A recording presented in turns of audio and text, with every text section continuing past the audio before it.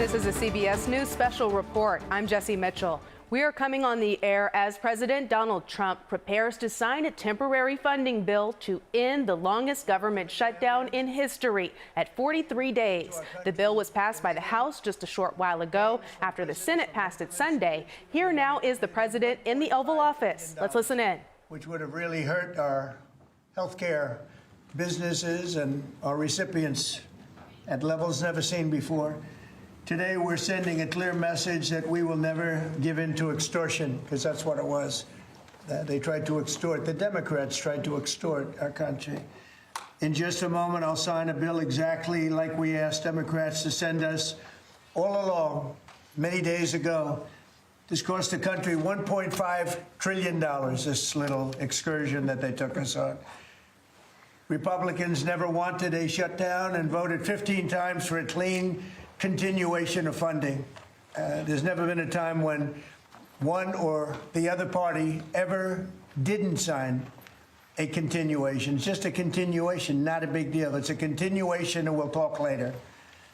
Yet the extremists in the other party insisted on creating the longest government shutdown in American history, and they did it purely for political reasons. I want to thank Speaker Mike Johnson, Senate Majority Leader John Thune, as well as House Majority Leader Steve Scalise, Majority Whip Tom Emmer, and numerous other great Republican leaders and congressmen and senators who are here and frankly spent a long time in Washington getting this thing to go away. I also want to thank the broad coalition of Americans that stood with us in this fight to reopen government, including the Teamsters, the American Federation of Government Employees, the Fraternal Order of Police, AMVETS, the National Small Business Association, the American Farm Bureau, the American Trucking Association. These are all incredible patriots. The Airlines for America, the Allied Pilots Association, the National Air Traffic Controllers Association, and many others, unions and non-unions. Over the past 7 weeks, the Democrats' shutdown has inflicted massive harm. They caused 20,000 flights to be canceled or delayed. They departed so many times, so late. People were hurt so badly. Nobody's ever seen anything like this one. This was a no-brainer. This was an easy extension. But they didn't want to do it the easy way. They had to do it the hard way. And they look very bad, the Democrats do. They deprived more than 1 million government workers from their paychecks and cut off food stamp benefits for millions and millions more Americans in need. They caused tens of thousands of federal contractors and small businesses to go unpaid, and the total effect of the damage their antics caused will take weeks and probably months to really calculate accurately, including the serious harm that they did to our economy and to people and to families. So I just want to tell the American people, you should not forget this. When we come up to midterms and other things, don't forget what they've done to our country. I also want to call for a termination to the filibuster so that this can never happen again. If we had the filibuster terminated, this would never happen again. And don't forget, we have another date coming up in the not-too-distant future. We can never let this happen again, and we should be able to pass great, really great legislation. So I say terminate the filibuster because, by the way, the Democrats will do it immediately if they ever assumed office, which hopefully they won't. Today we had the highest stock market price ever in all of the different markets. We set a record. It's the 48th time in the 9 months that I've been in office that we had this record set. So think of that, 48 times we had a record set. But today is the highest of them all. We're going to break new grounds. Nobody would have thought. I have with us not only the great political leaders, but the great business leaders of our country. They're standing right behind me and right really alongside of me. And if we would have told them a year ago that we'd be having stock prices this high, none of them. In fact, I just asked them that question. None of them would have believed it. And that inures to jobs and, very importantly, to 401ks, which have also set a record today. A record high for the people that have 401ks. And also, I want to thank Walmart because they came up with a fantastic study. It was the cost of Thanksgiving coming up and the cost of Thanksgiving from a year ago under Sleepy Joe Biden. and we're 25% lower this year than we were a year ago. And it's a very inclusive report. So I want to thank Walmart. They've done it for many years, but we believe in that, and we believe in that company. I want to also thank the 8 Senate Democrats who finally did the right thing in voting to end this craziness, this madness. But unfortunately, the vast majority of congressional Democrats were happy for millions of Americans to suffer. They really did suffer, too. And the Democrats admitted, they said, well, no, we finally have a point. Even though people have to suffer, we finally have a point. And that didn't work out too well for them. But they really went out and they could appease the fringe benefits of their far-left base. But that didn't work out because now their far-left base is angrier than ever before. We actually elected a mayor of New York City who happens to be a communist. When was that going to happen? Remember, I said all the time during my campaign, we will never be a socialist country. And that's right. We turned out to have a communist in New York City. And if you look at his views, those are the views of a communist, not a socialist. So this is no way to run a country. I hope we can all agree that the government should never be shut down again. End the filibuster, terminate the filibuster. It'll never happen again.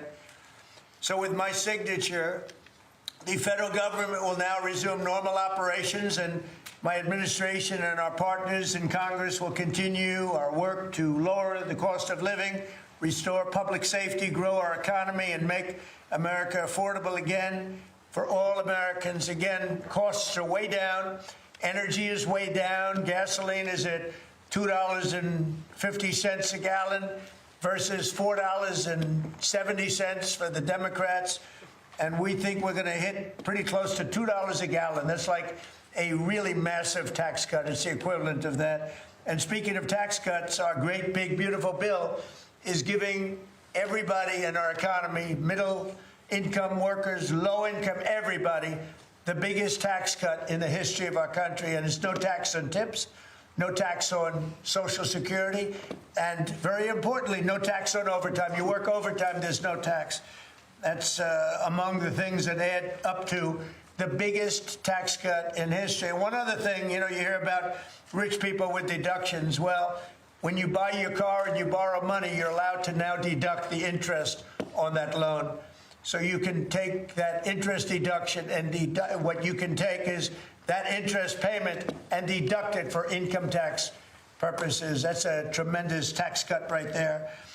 But it all includes fixing the healthcare system that Democrats broke with the disaster known as Obamacare. Obamacare was a disaster from day one. It's done nothing but go up. And if you remember President Barack Hussein Obama, when he came up with this crazy idea, he said everything's going to be great, rates are going to go down, payments are going to go down, everything's going to go down. It went the exact opposite, with the biggest increase of healthcare in any country. It's a disaster. And I'm calling today for insurance companies not to be paid, but for the money, this massive amount of money, to be paid directly to the people of our country so that they can buy their own health care, which will be far better and far less expensive than the disaster known as Obamacare. And I've had, I think, great support. I've even had Democrat support. So we want the money that would be going to the insurance company, which is hundreds of billions of dollars. Their stock prices have gone up by 1,000% in many cases, 1,000% over a short period of time, because our country stupidly pays them so much money with this Obamacare scandal. So I want the money to go directly to you, the people. And you go out and you'll buy your own health insurance and you'll negotiate different plans and you'll get much better insurance, and you will be an entrepreneur for yourself. So I'm always willing to work with anyone, including the other party. We'll work on something having to do with health care. We can do a lot better. We can do great. So much money is involved, and we're willing to pay so much money to the people. So we're going to pay a lot of money to the people. They're going to go out and buy their own health care, and we're going to forget this Obamacare madness. So with all of that, I just want to tell you the country has never been in better shape. We went through this short-term disaster with the Democrats because they thought it would be good politically. And it's an honor now to sign this incredible bill and get our country working again. Thank you.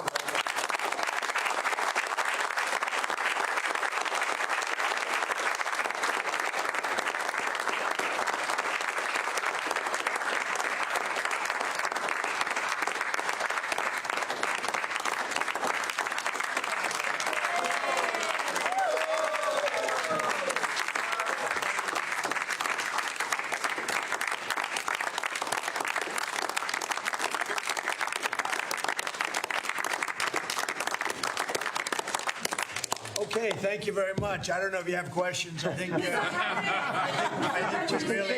we really have a really great situation. We have a country that we love, and we have a country that's in great shape. As you know, we have now it's over $18 trillion invested in our country by other people and countries. That's a record. There's never been a country that had so much, and that money's going into also building new auto plants, new AI plants, new everything. We've never had a time like this. Thank you very much, everybody. I appreciate it. Thank you very much. Thank you guys for going. Thank you. It's a great day. Well done, Mr. President. Great job.